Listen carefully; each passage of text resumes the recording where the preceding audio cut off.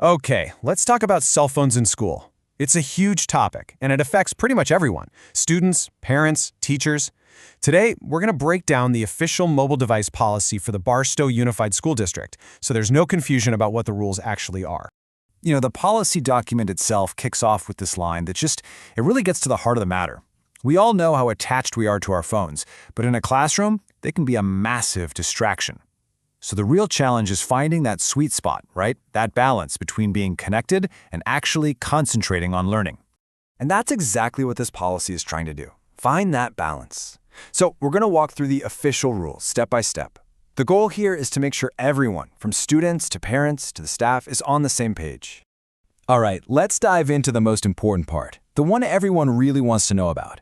What happens during class time? This is really the core of the whole policy.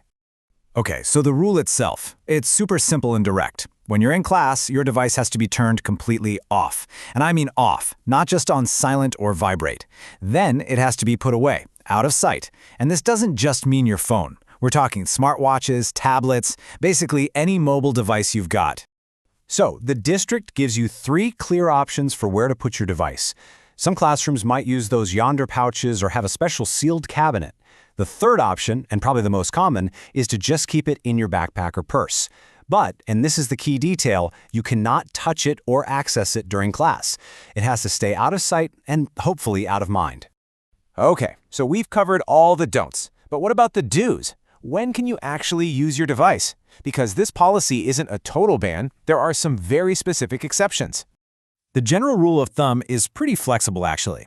Before school starts, during your lunch break, and after that final bell rings for the day, you can use your device on campus. The only catch is you still have to follow all the other school rules while you're using it. Pretty straightforward. Now, what about during class time? Well, the policy lists 4 very clear situations where it's okay. First, in a real emergency. Second, if a teacher gives you direct permission, maybe for a specific lesson. Third, if you have a medical need that's documented by a doctor. And finally, if it's required as part of a student's individualized education program, or IEP. Of course, rules are just words on a page without enforcement. So, what happens if a student decides not to follow the policy? Let's take a look at the consequences.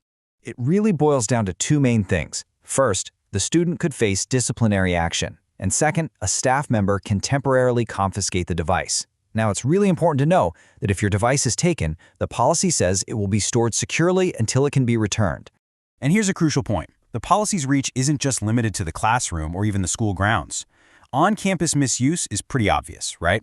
But the rules also cover off-campus situations if that use ends up seriously disrupting school or threatens the safety of other students or staff. That's a really big deal to remember.